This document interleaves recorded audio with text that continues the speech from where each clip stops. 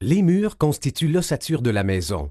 Ils supportent les étages supérieurs, le plafond et le toit. Ils sont composés d'un ensemble complexe d'éléments verticaux et horizontaux qui servent de fond de clouage aux matériaux de revêtement. La construction des murs extérieurs est une étape complexe de la construction d'une résidence. Le non-respect des étapes de construction pourrait créer des faiblesses dans la charpente de la maison et conduire à l'affaissement des ouvertures de portes et de fenêtres, du plafond et de la toiture. La démonstration qui suit présente les différentes étapes de la construction de la charpente de murs extérieurs d'une résidence. Elle débute une fois le sous-plancher fait.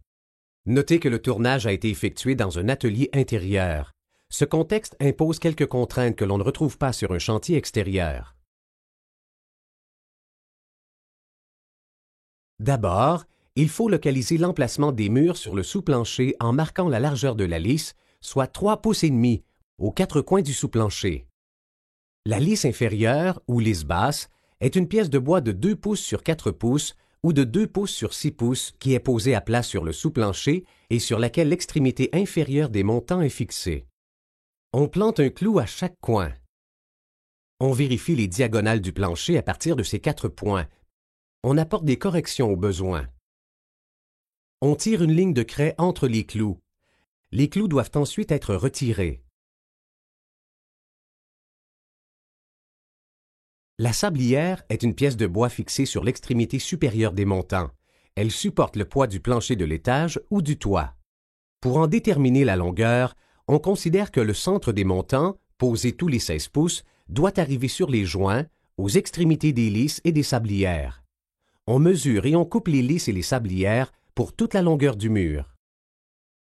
On appuie la sablière sur la lisse, puis on place la sablière et la lisse inférieure sur le champ, sur le sous-plancher, vers l'intérieur de la ligne de craie. On fixe ensuite la lisse à l'aide de clous plantés de billets. On fixe temporairement la sablière à la lisse à l'aide de clous plantés de billets. Afin de s'assurer que le mur reste en place, on glisse une bande de métal sous la sablière et sous la lisse inférieure. On cloue ensuite cette bande dans les solives, sous la lisse et sur le plancher. Cette méthode est nécessaire pour réaliser les planchers du premier étage. Elle assure une protection au moment de la levée des planchers du rez-de-chaussée.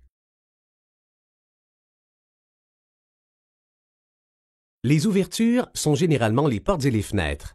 En se reportant à la vue en plan, on mesure, à partir de l'extérieur du mur de fondation, le centre de la première ouverture sur la lisse. On marque l'emplacement de son centre à l'aide du symbole CC, centre à centre, et on y ajoute un clou. De la même façon, on mesure et on marque toutes les ouvertures sur la lisse. Il faut toujours vérifier l'exactitude du point centre à centre de la dernière mesure à partir de l'extérieur du mur de fondation en se reportant à la mesure de la vue en plan.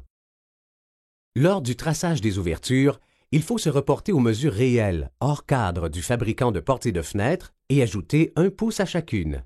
Puisque les marques CC correspondent au centre de la fenêtre, on marque les côtés de l'ouverture en divisant en deux la largeur de la fenêtre, puis en additionnant un demi-pouce au résultat. Par exemple, si la fenêtre mesure 48 pouces, il faut mesurer 24 pouces et demi de chaque côté de la marque CC. À partir des marques, on trace la largeur du bâti des fenêtres et des portes. Il faut maintenant marquer l'emplacement des poteaux d'huisserie à l'aide d'un 0. On marque chaque poteau à l'extérieur de la ligne qui indique la largeur de l'ouverture des fenêtres. 1 pouce et demi plus loin, on marque d'un X les montants qui sont jumelés avec les poteaux d'huisserie. À l'aide d'une équerre, on reporte toutes les mesures et les marques sur la sablière.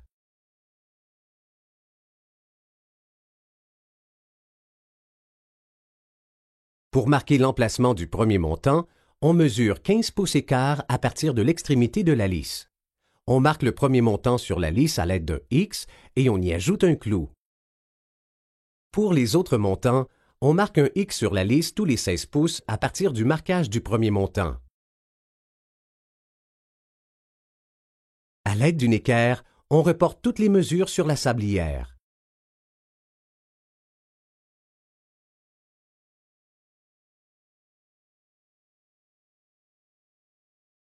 Une fois les marquages faits, il faut couper les composantes du mur. Les linteaux sont des pièces de bois placées horizontalement au-dessus d'une ouverture et destinées à transférer les charges au poteau d'huisserie ou à l'étage inférieur. Ils peuvent être fabriqués de bois, de poutres lamelées ou d'acier.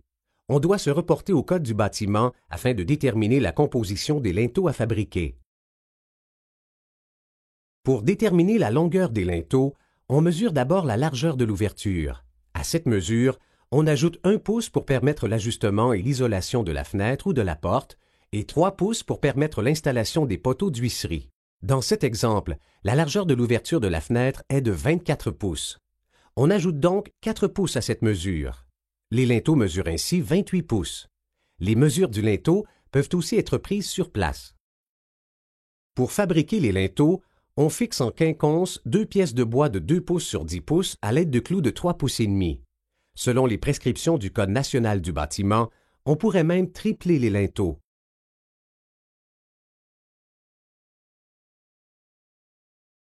Les poteaux d'huisserie sont des montants placés des deux côtés de l'ouverture. Ils supportent les linteaux et permettent le transfert des charges. Pour déterminer la longueur des poteaux d'huisserie, on mesure la hauteur des montants, puis on soustrait la hauteur des madriers utilisés pour les linteaux. Ainsi, pour des montants de 93 pouces et quart, desquels on soustrait des linteaux de 9 pouces et quart, on obtient des poteaux d'huisserie de 84 pouces. Ces mesures varient selon la hauteur des murs et la finition du plafond. On coupe 2 pièces de 84 pouces pour chaque poteau requis.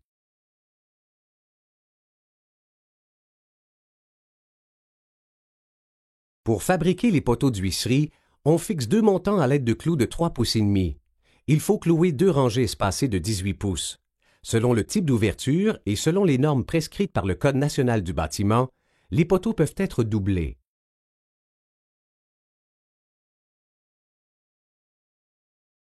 Les poteaux corniers servent à l'assemblage des murs et de fonds de clouage pour l'intérieur.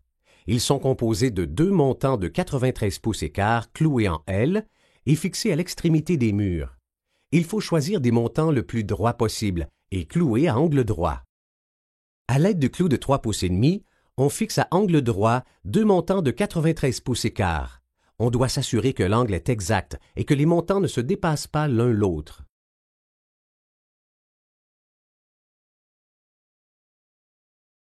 Il faut maintenant assembler toutes les pièces du mur. Notez que toute imprécision dans l'assemblage se répercutera sur toute la suite des travaux. On décloue la sablière de la lisse. On la recule vers le centre du plancher.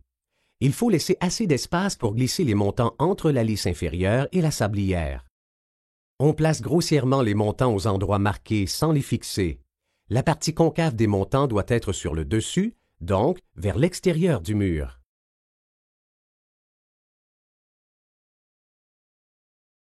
On place ensuite les poteaux d'huisserie des deux côtés des ouvertures de fenêtres et de portes. Il ne faut pas les fixer tout de suite. On dépose les poteaux corniers aux extrémités du mur.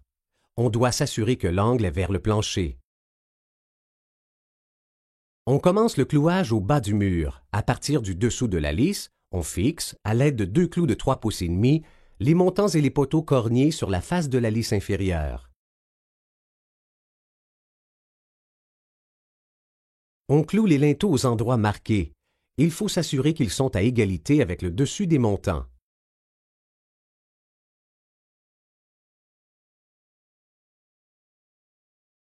Ensuite, on cloue la sablière à l'extrémité supérieure des montants aux endroits marqués.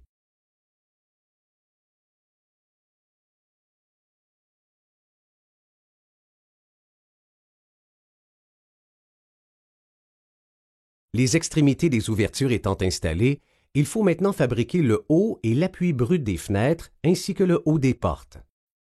D'abord, on mesure la largeur entre les poteaux d'huisserie. Dans cet exemple, la largeur est de 24 pouces plus 1 pouce, donc 25 pouces. On coupe 2 pièces de bois de 2 pouces sur 4 pouces ou de 2 pouces sur 6 pouces. Ces 2 pièces constituent le haut et l'appui brut de la fenêtre. On place une première pièce de bois sous le linteau, puis on la cloue solidement. On obtient ainsi le haut de la fenêtre. À partir du haut de la fenêtre, on mesure la hauteur de la fenêtre. On marque la mesure sur les poteaux d'huisserie à l'aide d'un X. Pour connaître les mesures des ouvertures, il faut se reporter aux indications du fabricant. On y ajoute ensuite 1 pouce pour le bâti et l'isolation. Dans cet exemple, l'ouverture a 24 pouces plus 1 pouce, donc on fait une marque à 25 pouces. Cette mesure correspond à l'appui brut de la fenêtre. On place l'appui brut à l'endroit marqué et on le fixe de billets à l'aide de clous de 3 pouces et demi. On reporte le marquage des montants de la lisse inférieure sur l'appui brut. Ensuite, on mesure l'espace entre le bas de l'appui brut et la lisse, ici 31 pouces et demi. Cette mesure correspond à la hauteur des poteaux nains ou potelets. On coupe le nombre de poteaux nains requis dans des pièces de bois de 2 pouces sur 4 pouces, puis on les place aux endroits marqués. Dans cet exemple, 3 poteaux nains sont nécessaires. Il faut les clouer solidement.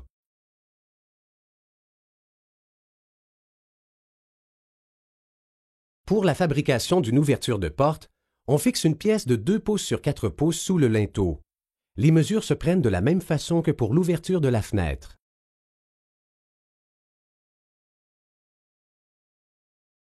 Les ouvertures étant terminées, il faut doubler la sablière des premiers et deuxièmes murs. Pour ce faire, on commence la prise de mesure à 3 pouces et demi de l'extrémité de la sablière. Il faut s'assurer que les extrémités de la double sablière arrivent au milieu d'un montant.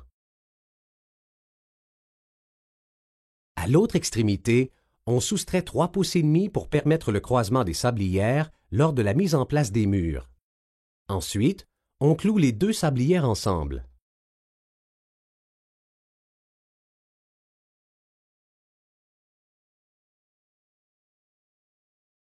On commence la vérification des diagonales en s'assurant que la lisse inférieure est encore bien alignée avec la ligne de craie et qu'elle est solidement fixée. On l'ajuste au besoin. Il faut vérifier si les mesures des diagonales sont égales.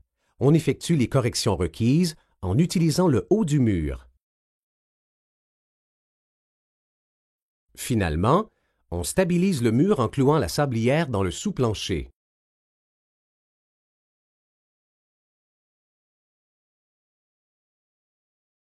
Les contreventements sont des pièces de bois ou de métal qui, posées en angle sur la charpente du mur, lui assurent une grande rigidité. On place le contreventement en métal en angle sur la charpente du mur, de façon à chevaucher la lisse inférieure et la sablière double, tout en évitant les ouvertures. On trace une ligne de craie le long du contreventement. On ajuste la lame de la scie circulaire à la profondeur de la rainure du contreventement. Sur toute la longueur de la ligne de craie, on fait un trait de scie.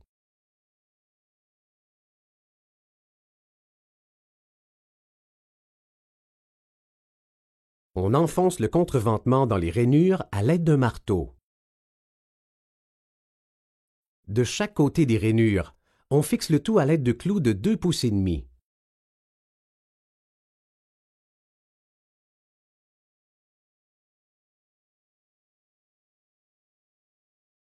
Le revêtement intermédiaire, ou lambris, est le premier revêtement mural posé à l'extérieur des montants.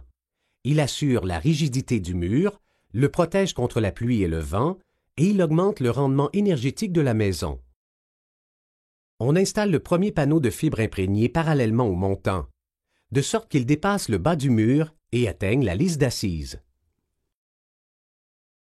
On le stabilise, puis on le cloue sur les montants. Cela permet de contreventer l'ouvrage. On fixe des panneaux goudronnés à la suite du premier panneau de fibres imprégnées. Dans cet exemple, ces panneaux sont utilisés à titre indicatif afin de démontrer qu'ils peuvent servir à solidifier le mur en l'absence de contreventement. On termine par la pose d'un dernier panneau de fibres imprégnées. On marque l'emplacement des portes et des fenêtres. On termine la pose des panneaux en couvrant le haut du mur. Attention, le clouage sera différent selon le type de revêtement extérieur. Il faut clouer les panneaux goudronnés tous les 6 pouces le long de la rive et tous les 12 pouces dans les appuis intermédiaires. On découpe les ouvertures des portes et des fenêtres à l'aide d'une scie alternative ou d'une scie circulaire.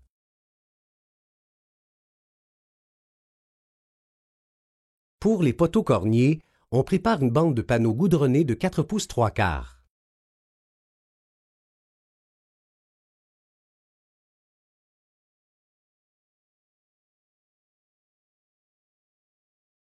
Le pare-air est une membrane synthétique qui isole la structure du bâtiment et la protège contre l'humidité et l'air extérieur. On déroule le pare-air horizontalement sur le mur, puis on le fixe à l'aide de clous. En bas des murs, il faut que le papier excède de 1 à 2 pouces afin d'imperméabiliser le joint entre le mur et le plancher. On le laisse dépasser de 16 à 20 pouces des extrémités des murs. Il faut bien tendre le pare-air, puis le couper. On ne doit pas couper l'intérieur des ouvertures. Le pare-air protège ainsi l'intérieur de la maison durant la construction. Sur les poteaux corniers, on replie le pare-air et on y dépose la bande de panneaux goudronnés. On enroule et on fixe le pare-air autour de la bande.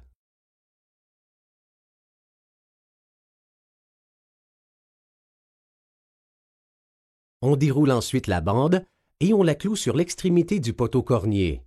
Cela permettra de jointer les murs lors de la mise en place. On fixe le pare-air tous les 16 pouces sur les montants à l'aide de clous à toiture ou d'agrafes.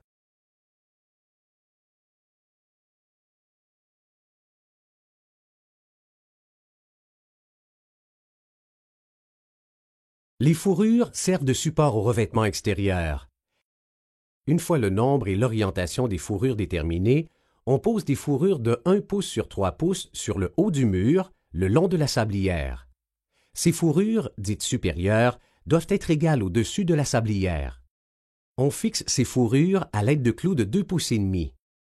On détermine la longueur des autres fourrures de 1 pouce sur 3 pouces et de celles de 1 pouce sur 6 pouces en mesurant la hauteur du mur à partir du dessous de la fourrure supérieure jusqu'au bas du panneau goudronné. On coupe les 10 fourrures de 1 pouce sur 3 pouces qui correspondent au montant. On coupe ensuite les 12 fourrures de 1 pouce sur 6 pouces qui correspondent aux côtés des ouvertures et aux coins. Il faut installer les fourrures centrées sur les montants. On les cloue sur la lisse et sur les montants aux extrémités supérieures et inférieures.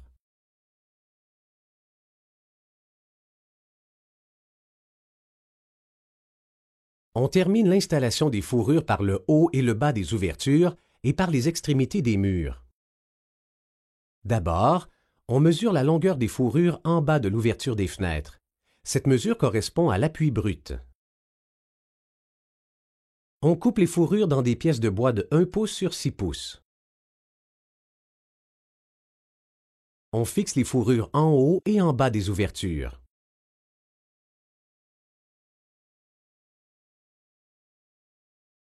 On mesure la distance entre le dessous de la fourrure de l'appui brut et l'extrémité des panneaux goudronnés. On coupe les fourrures requises dans des pièces de 1 pouce sur 3 pouces. Enfin, on mesure la distance entre le dessous de la fourrure supérieure et le dessus de la fourrure du haut de la fenêtre. On coupe les fourrures requises dans des pièces de 1 pouce sur 3 pouces. On fixe les fourrures sur les poteaux nains et sur le linteau tous les 16 pouces. Puis, on recloue solidement toutes les fourrures aux 16 pouces à l'aide d'une cloueuse à bande.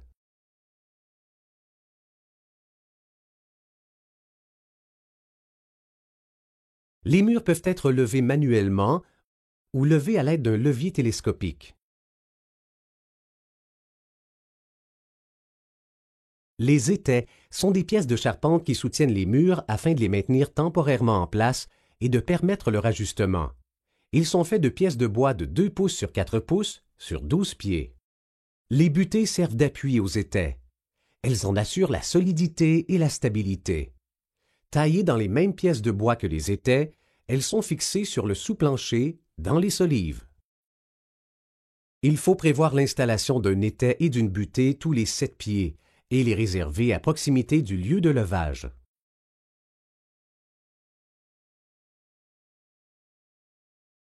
On soulève le mur de 3 ou de 4 pouces, puis on glisse des blocs entre la sablière et le sous-plancher. on cloue temporairement les étais aux extrémités supérieures des poteaux corniers. Il faut se placer en position sécuritaire pour le levage manuel, puis on lève le mur. On met le mur grossièrement de niveau en le laissant sortir légèrement vers l'extérieur. Une fois le mur levé, on fixe les 2 premiers étais sur les côtés de la charpente du plancher à l'aide de clous de 3,5 pouces. On installe ensuite des étais sur le haut des montants tous les 7 pieds, puis on fixe solidement des butées dans les solives sur le sous-plancher. Enfin, on cloue l'étai dans la butée. Il faut vérifier l'alignement de la lisse inférieure avec la ligne de craie et l'ajuster au besoin. On fixe la lisse dans les solives entre les montants à l'aide de clous de 3,5 pouces. Le premier mur est temporairement mis en place. On enlève les clous. Une fois le premier mur en place, on monte et on ajuste le mur opposé de la même façon. Ensuite, on fait la construction des 3e et 4e murs. Afin d'assurer un croisement solide des sablières, il faut prévoir, lors de la construction de ces murs, un espace de 3 à 4 pieds à partir des extrémités de la sablière.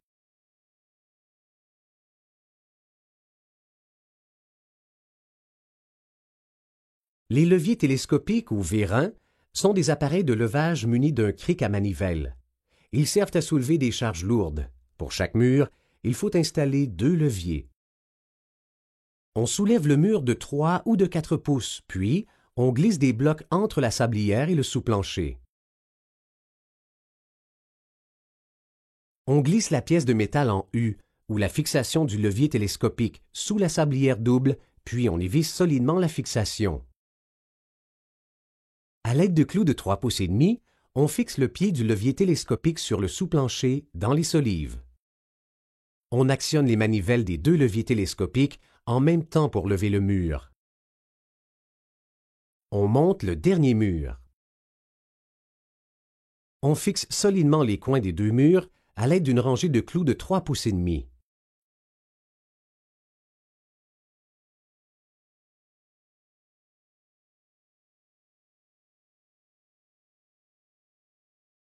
Pour doubler la sablière des 3e et 4e murs, on mesure l'espace prévu par la double sablière. On ajoute 3,5 pouces à cette mesure pour permettre le croisement des doubles sablières. On fixe la double sablière sur le dessus des 2 murs à l'aide de clous vrillés de 3,5 pouces. Les murs sont maintenant joints de façon définitive. On répète les mêmes étapes de doublage des sablières pour la fixation des 3 autres coins. Enfin, il faut étayer les 3e et 4e murs.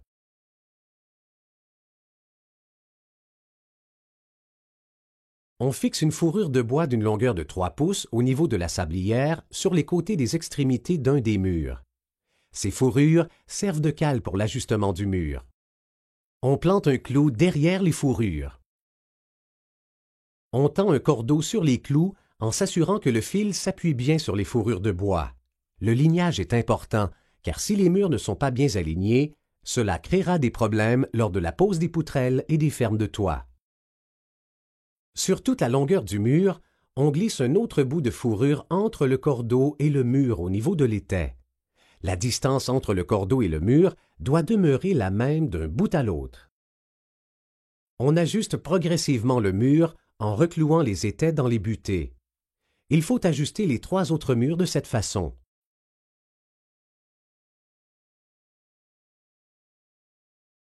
Il faut maintenant terminer le support du revêtement extérieur. On doit s'assurer que le pare-air est bien posé par-dessus les fondations. On ajoute une fourrure de 1 pouce sur 6 pouces à la jonction des 4 murs. On la cloue solidement sur le joint. On fixe le bas des fourrures sur la lisse d'assise et sur la solive de rive à l'aide de clous de 2,5 pouces. On ajuste et on fixe des pièces de bois entre les fourrures afin de fermer le bas du mur. Il faut laisser un espace de 1/2 pouce de chaque côté de la pièce de bois pour permettre la ventilation et l'écoulement de l'eau. On termine le tout en vérifiant l'ensemble du clouage sur toute la charpente des 4 murs. Le revêtement extérieur peut maintenant être posé.